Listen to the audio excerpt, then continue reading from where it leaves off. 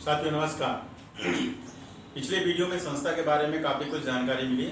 आज की वीडियो में हम जानेंगे एक संस्था को अगर किसी इंडियन फंडिंग एजेंसी के माध्यम से या फॉरेन फंडिंग एजेंसी के माध्यम से अगर कोई प्रोजेक्ट लेना है तो उसकी क्या क्या तैयारी हमको करनी चाहिए। मतलब दूसरे तरीके से हम ये समझ सकते हैं कि एक फंडिंग एजेंसी अगर अब हमको प्रोजेक्ट देगी तो हमें कौन कौन सी चीज़ें हमारी संस्थाओं की देखेगी। तो वही है तैयारी का हिस्सा। तो तैयारी से सबसे नंबर एक 3 चीजें देखती है कोई भी फंडिंग एजेंसी। नंबर 1 में देखती है गवर्नेंस का हिस्सा, गवर्नेंस के दस्तावेज। गवर्नेंस का दस्तावेज का मतलब है कि अगर हमारे पास सोसाइटी है या ट्रेजरी है तो हमारी सोसाइटी में ही लिखा रहता है कि हमारी संस्था कौन कौन से दस्तावेज कंप्लीट करके रखेगी। सेकेंड लास्ट पेज में ज्यादातर लिखा रहता है, आप लोग पढ़ें पहला उसको तो बहुत जानकारी मिल जाएगी। तो गवर्नेंस के पार्ट के अंतर्गत आता है जैसे कि मेंबरशिप, डोनेशन, अनुदान, दान, चंदा की रसीद बुक, साथ ही साथ इनका रजिस्टर भी कि जो रसीद बुक आपने पैसा प्राप्त किया है उसको रसीद काटी है तो उस रसीद बुक का यह पूरा डिटेल आपने कौन से रजिस्टर में चढ़ाया है। तो दान, चंदा, अनुदान और कंट्रीब्यूशन आदि का जो है रजिस्टर भी हमको मेंटेन करना है। तो सबसे नंबर 1 में आपका गया रसीद, इसके बाद हो गया आपका रजिस्टर जिसमें आप ये अमाउंट डिटेल विवरण चढ़ाएंगे। इसके बाद इस बजट को आप लेजर कैश बुक में चढ़ाएंगे, अर्थात हमको हमारे पास लेजर कैश बुक होना चाहिए। लेजर कैश बुक एक ऐसा दस्तावेज जहां पर पैसे का पूरा मेंटेन रिकॉर्ड रखते हैं कि पैसा आया किस मद में और पैसा गया किस मद में, बैंक में जमा है तो कितना।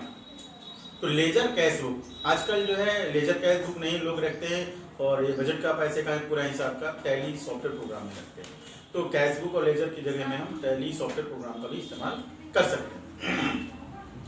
साथ ही साथ ये तो आपका रिसिप्ट वाला पार्ट हो गया। अब पेमेंट वाला पार्ट जो होता है कि आपके पास जो पैसा है उसको कहीं एक्सपेंस कर रहे हैं, तो एक्सपेंस कर रहे हैं तो पेमेंट जब देते हैं किसी को दुकानदार को तो उससे आप बिल लीजिए। बिल के बाद बिल को वाउचर पे लगाइए, डिटेल भरिए, डिटेल भरने के बाद आप उसे टैली अकाउंटिंग में या कैश बुक में आप एंट्री करिए और बिल फाइल भी तो कंप्लीट करके रखिए। तीसरा चीज है आपके पास संपत्ति रजिस्टर एक होना चाहिए कि आपके संस्था में कौन कौन सी संपत्ति है जो आपके बैलेंस शीट में भी दिखती है, तो आपके पास रजिस्टर भी होना चाहिए। खास बात इसकी है कि हम जो भी एक्टिविटीज करते हैं तो गवर्नेंस के पार्ट में एक डॉक्यूमेंट और ऐसा होता है जिसे हम सूचना रजिस्टर कहते हैं, सूचना और एजेंडा रजिस्टर और साथ ही कार्रवाई रजिस्टर। क्योंकि आपके बायलॉज कहता है कि हमारे संस्था के जो मुख्य अंग होते हैं, आम सभा होते हैं, साधारण सभा जिसे बोलते हैं, और प्रबंधकारिणी समिति। तो साधारण सभा का क्या रोल होता है और प्रबंधकारिणी समिति का क्या रोल होता है, इनकी वार्षिक बैठकें होती हैं। तो वार्षिक बैठकों में क्या क्या चर्चा होती है, क्या प्लानिंग होती है, क्या क्या मुद्दे होते हैं, किन मुद्दों में चर्चा होती है और कब इनकी मीटिंग होती है, और मीटिंग होना अनिवार्य है। तो निश्चित रूप से साधारण सभा की मीटिंग कब हुई है और प्रबंधकारिणी की बैठक कब हुई है, उसकी सूचना और एजेंडा रजिस्टर उसका होना चाहिए और उसकी कार्रवाई रजिस्टर, ये बहुत ही महत्वपूर्ण दस्तावेज होते हैं। ज्यादातर गवर्नेंस के पार्ट में यही सारी चीजें देखी जाती है। नंबर 1 रसीद बुक, जो दान, चंदा, अनुदान और किसी प्रकार से जो आता है हमारे पास उसकी रसीद बुक होनी चाहिए, उसका रजिस्टर होना चाहिए और उसका लेजर कैश बुक एंट्री होनी चाहिए और बिल वाउचर्स फाइल होनी चाहिए। इसके बाद होगा आपका सूचना और एजेंडा रजिस्टर और कार्रवाई रजिस्टर, इतनी चीजें, साथ ही संपत्ति रजिस्टर, ये गवर्नेंस के हिस्से होते हैं। गवर्नेंस के बाद हम आते हैं लीगल जो डॉक्यूमेंट्स होते हैं उसकी बात करते हैं। तो जो इंडियन फंडिंग एजेंसी होती है और फॉरेन फंडिंग एजेंसी होती है तो सब में एक ही जैसा होता है, बस थोड़ा सा अंतर इतना होता है कि फॉरेन फंडिंग एजेंसी से आपको अगर प्रोजेक्ट लेना है तो केवल FCRA एक्ट का डॉक्यूमेंट होना, रजिस्ट्रेशन का सर्टिफिकेट होना बहुत जरूरी है और जो उसका हम जिसको बोलते हैं कि रिटर्न कंटिन्यू होना चाहिए। ठीक है, तो ये एक्स्ट्रा होते हैं। मतलब आपकी कॉमन से जो चीजें होती है तो नंबर 1 में होता है जैसे हमारे पास होता है होना चाहिए संस्था का प्रमाण पत्र, दूसरा संस्था का बायलॉज, नंबर 3 है पैन कार्ड, संस्था का पैन कार्ड। इसके बाद है आप ITR फिल करते हैं और RD रिपोर्ट और एनुअल रिपोर्ट, और इसके बाद आता है बैंक का खाता और चेक बुक। साथ ही साथ इसके बाद आपको अगर 12A रजिस्ट्रेशन सर्टिफिकेट लगता है और ATG रजिस्ट्रेशन सर्टिफिकेट लगता है, और साथ ही साथ ये लीगल कंप्लाइंस होते हैं जो फंडिंग एजेंसी के माध्यम से काम होता है। अगर FCRA फंडिंग एजेंसी के माध्यम से काम करते हैं तो इन डॉक्यूमेंट्स होने के साथ साथ में आपका FCRA सर्टिफिकेट का होना जरूरी होता है। और ये कंटिन्यू इसमें रिटर्न भरना, जैसे ITI 12A का करते हैं या ITG का करते हैं या FCRA का सर्टिफिकेट है, तो कंटिन्यू इसका जो है नियमित हमें रिटर्न भी दाखिल करना चाहिए। इसकी कॉपी भी हमको फंडिंग एजेंसी मांगती है। तीसरा हिस्सा होता है प्रोग्राम का। हमारी संस्था में प्रोग्राम होना चाहिए, प्रोग्राम का हिस्सा है, तो प्रोग्राम का हिस्सा भी फंडिंग एजेंसी। प्रोग्राम का मतलब है हम संस्था के माध्यम से जो काम करते हैं, तो फील्ड में एक कार्यक्षेत्र होना चाहिए। कौन से कार्यक्षेत्र में काम कर रहे हैं, कार्यक्षेत्र यानी कि कौन से जिले में काम कर रहे हैं, कितने गांव में काम कर रहे हैं, कौन से ब्लॉक में काम कर रहे हैं। दूसरा कि लक्ष्य समुदाय किनके साथ काम करते हैं आप, महिला पुरुषों के साथ में, किसानों के साथ में, युवाओं के साथ में, किशोरियों के साथ में। तो टारगेट ग्रुप क्या है वो एकदम स्पष्ट होना चाहिए। तीसरा किस मुद्दे पे काम कर रहे हैं, स्वास्थ्य के मुद्दे में काम कर रहे हैं, आजीविका के मुद्दे में काम कर रहे हैं, एग्रीकल्चर पे काम कर रहे हैं, ठीक है, या रोजगार के मुद्दे में काम कर रहे हैं, पर्यावरण के मुद्दे में काम कर रहे हैं। ये चीजें स्पष्ट होनी चाहिए।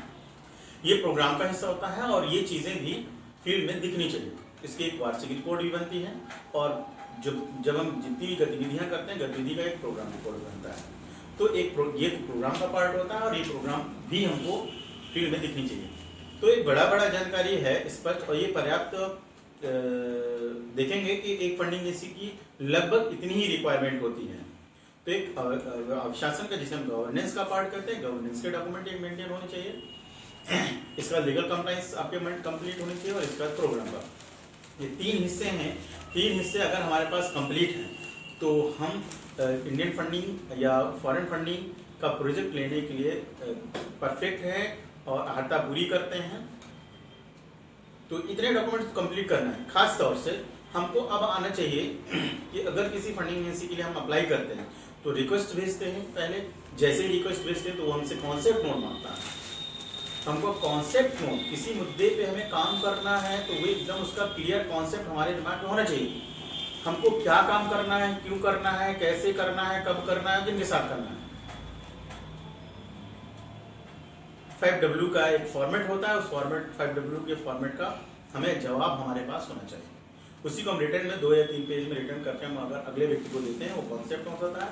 वो कॉन्सेप्ट नोट अगर अगले व्यक्ति को समझ में आ जाता है तो निश्चित रूप से फिर वो प्रपोजल के रूप में डिमांड करता है और हम प्रपोजल भेजते हैं, मेरिट करते हैं, वो लोग विजिट करते हैं। विजिट में वही प्रोग्राम वाला पार्ट देखते हैं और गवर्नेंस का पार्ट देखते हैं और लीगल कंप्लायंस देखते हैं।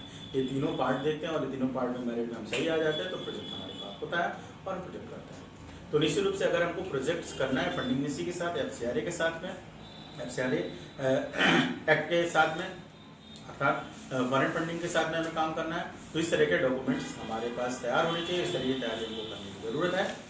तो मुझे उम्मीद है कि आज की वीडियो आपको अच्छी लगेगी और आज की वीडियो के लिए बहुत बहुत धन्यवाद। आगे हम इसी जानकारी के फिर किसी नए वीडियो में मिलेंगे। धन्यवाद।